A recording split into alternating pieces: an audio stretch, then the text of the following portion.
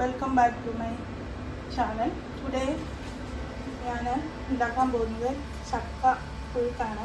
പെട്ടെന്ന് തന്നെ ഉണ്ടാകുന്നത് ഫ്രോസൺ ചക്കയാണ്. 250 ഗ്രാം. ഇത് വേവിക്കാനായിട്ട് ഞാൻ വെച്ചിട്ടുണ്ട്. നമുക്കിതൊന്ന് അടച്ച് ഒരു 10 മിനിറ്റ് വേവിക്കാം. ഒരു സൈഡ് കൂടെ ആവി വരുമ്പം നമുക്കതൊന്ന് തിരിച്ചിടാം. നമുക്കിതൊന്ന് അടച്ച് വയ്ക്കാം. സിമ്മി വെച്ചാൽ മതി. നമുക്ക് അരപ്പ് തയ്യാറാക്കാം. അതിന് വേണ്ടിയിട്ട് ഞാനിവിടെ അര മുറി തേങ്ങ ആണ് എടുത്തിരിക്കുന്നത്. അതും ഇത് മീൻസ് ഞാൻ തേങ്ങാക്കൂത്ത് എടുത്തിരിക്കുന്നതുകൊണ്ട് അതും ഒരു 1/2 ടീസ്പൂൺ മഞ്ഞൾപ്പൊടിയും കൂടെ നമുക്ക് ആദ്യം ഒന്ന് ചതച്ചെടുക്കും. ഞാനിവിടെ തേങ്ങ നല്ലതായിട്ട് ചതച്ചെടുത്തിട്ടുണ്ട്. നമുക്ക് അതിനകത്തേക്ക് ഒരു 5 കഷ്ണം ചെറിയ ഉള്ളി, ഒരു ടീസ്പൂൺ ജീരകം, ഒരു 3 വെളുത്തുള്ളി, ഒരു 4-5 കാന്താരി ഇത്രയും കൂടെ ചതച്ചെടുക്കാം. ബിക്കോസ് ഇത് നമുക്കൊരു സെമി ഗ്രേവി പരുവത്തിൽ കിട്ടിയാൽ മതി. അതുകൊണ്ടാണ് ഞാൻ നന്നായിട്ട് അരഞ്ഞു കിട്ടുന്നത്. ഓക്കെ, അപ്പം നമുക്കിതൊന്ന് ചതച്ചെടുക്കാം. ഓക്കെ, നമ്മുടെ ഗ്രേവി ഇവിടെ റെഡിയായിട്ട് വന്നിട്ടുണ്ട്. നമുക്ക് അടുപ്പിൽ വെച്ചിരിക്കുന്ന ചക്ക എന്തായാലും നോക്കാം. തുറന്ന് നോക്കാം. 10 മിനിറ്റ് ആയിട്ടുണ്ട്. ഒരു സൈഡിലേക്ക് ആവി വന്നിട്ടുണ്ട്. നമുക്കിതൊന്ന് തിരിച്ചിട്ട് കൊടുക്കാം. ഞാൻ അധികം ഇല്ലാത്തതുകൊണ്ടാണ് തിരിച്ച് ചെറിയൊരു പാത്രം എടുത്തത്. ഇത് ഫ്രോസൺ ആയതുകൊണ്ട് ഇപ്പോഴും ഇതിൻ്റെ അകത്തുനിന്ന് വെള്ളം വന്നുകൊണ്ടിരിക്കുകയാണ്. നമുക്കിതൊന്ന് തിരിച്ചിട്ട് കൊടുക്കാം. എന്നിട്ട് ഒരു 10 മിനിറ്റ് കൂടെ അടച്ചു വെക്കാം. തിരിച്ചിട്ടിട്ടുണ്ട്. നമുക്ക് ഒരു 2 മിനിറ്റ് കൂടെ ഇതൊന്ന് അടച്ചു വെച്ച് കഴിക്കും. ഓൾമോസ്റ്റ് വെന്തിട്ടുണ്ട്. ഓക്കെ, വെന്ത് വന്നിട്ടുണ്ട്.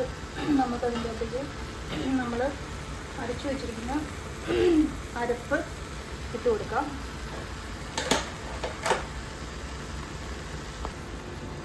അരപ്പ് ഇതിൻ്റെ മുകളിലേക്ക് ഇട്ട് കൊടുക്കും.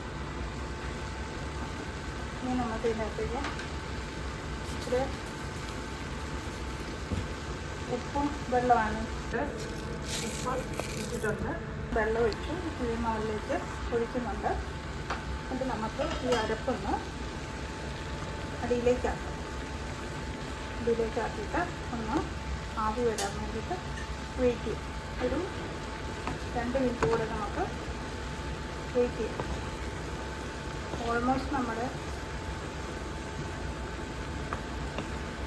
ചക്ക റെഡി ആയിട്ടുണ്ട്. പിന്നെ നമുക്ക് സിമ്മിലാണ് വെക്കേണ്ടത്. അടച്ചു വയ്ക്കും. 10 മിനിറ്റായി. നമുക്കിത് തുറന്ന് നോക്കാം. ആവി മുകളിലേക്ക് വന്ന് തുടങ്ങിയിട്ടുണ്ട്.